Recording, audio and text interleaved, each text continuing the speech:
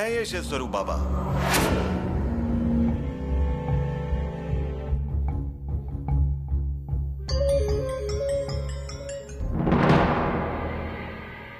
शिव स्वरूप बाबा हमारे आदर्श हैं। कहाँ मिलते हैं आप उनसे? यहीं। कब मिलते हैं? हमेशा। मतलब उनसे मिलने की इच्छा बताई तो वो मिलते हैं। वास्तव में वो हमेशा हमारे साथ ही रहते हैं। हमने तो कभी नहीं देखा उनको। आपने मिलने की इच्छा व्यक्त की तो आपसे भी मिलेंगे। तो फिर हम उनसे मिलना चाहते हैं। जरूर, आपकी इच्छा हम अवश्य पूर्ण करेंगे। हमें उनसे अभी मिलना है। ये मत समझिए कि वो इतनी आसानी से मिलेंगे, बल्कि आप हमसे मिले। इसका मतलब आप बात को नजरअंदाज कर रहे हैं। आप जरूर हमसे कुछ छुपा रहे हैं। कहिए ना युवराज, कौन है ये शिव स्वरूप बाबा? मान लीजिए कि वो अमृत के झंडे हैं।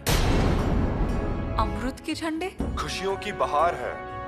उनके मुख से निकला हुआ हर एक शब्द एक श्लोक है। जीवन को सहारा देने वाला, चेतना रखने वाला। हर शब्द में श्लोक?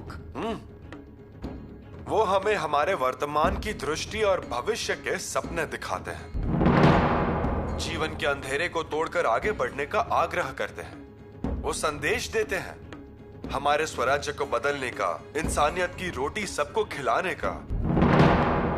अभी भी देखिए, उन्होंने हमें अश्वदल सेना खड़ी करने को बोला, हमने किया, और देखते ही देखते एक ऊर्जा स्रोत खड़ी हो गई। ये बाबा हमसे कुछ ऐसा ही काम करवा लेते हैं। सारी प्रेरणा उनकी है। उनके सिवाय हम कुछ भी नहीं है। लेकिन युवराज, आपके आदर्श, आपके अमृत के झंडे, आपकी ऊर्जा का स्रोत आपके पिताश्री होने चाहिए। ये कोई बाबा नहीं। हम आते हैं।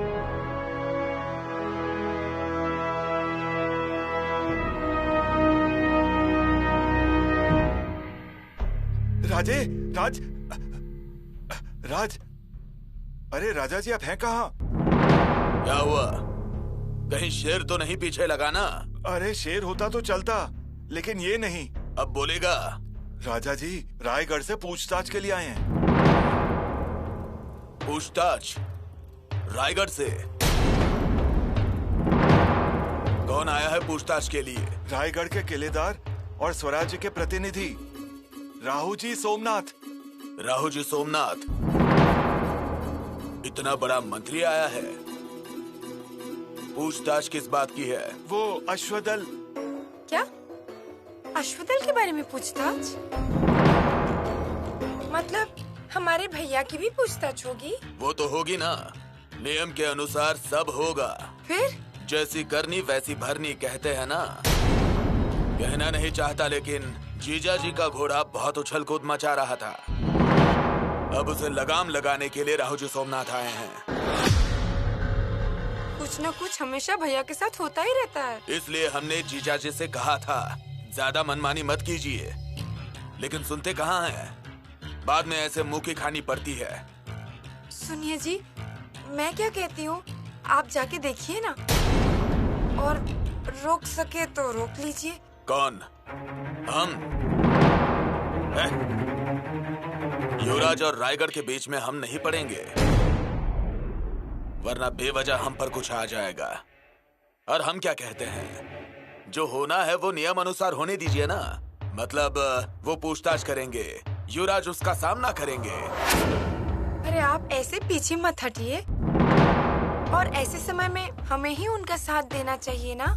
ये बात है। ठीक है, आप कहती हैं तो जाता हूँ। क्या है ना, ऐसे समय अपना ही अपनों के काम आता है। ये महिपत, चल जल्दी कर। जी। क्या है ना, जो है सो है, जो नहीं सो नहीं। राजे, राहु जी सोमनाथ ने पिलाजी और शिर्के को पूछताछ के लिए बुलाया है। उन्हें तुरंत पूछताछ के लिए पेश होने का आदेश दिया है।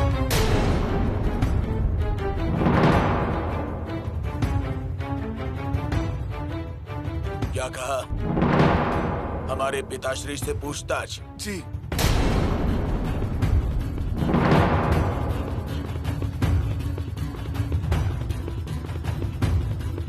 देखा आपने, ये आपके भाई साहब की वजह से हमारे पिताश्री से पूछताछ करने की हिम्मत किसी की नहीं हुई।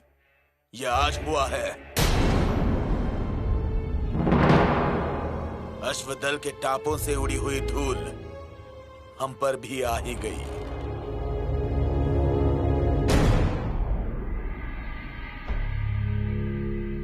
खलीता,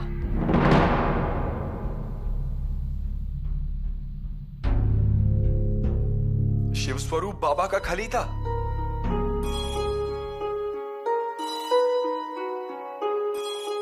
शिष्योत्तमा को ढेर सारी शुभकामनाएं।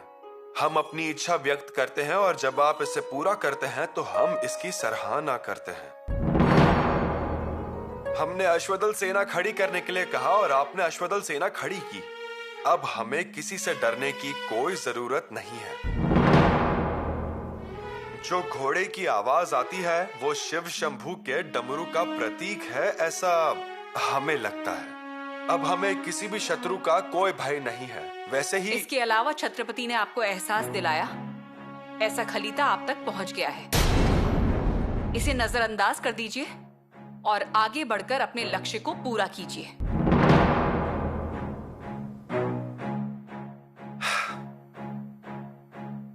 ये वही है जिसका हम इंतजार कर रहे थे।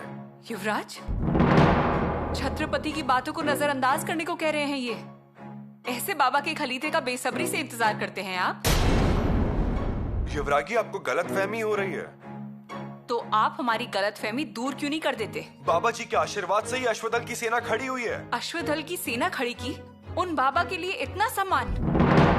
और जिन्होंने शून्य से स्वराज की स्थापना की है, चतुरंग सेना खड़ी की है, उन छत्रपति के लिए ऐसी भाषा का प्रयोग ठीक है? क्या ये उचित है युवराज? हाँ, युवराज, शिव स्वरूप बाबा को वो अधिकार है। मतलब? वो छत्रपति को ये कह सकते हैं। ऐसा कह सकते? हाँ। लेकिन हम नहीं सुनेंगे, हम चुप भी नहीं रहेंगे।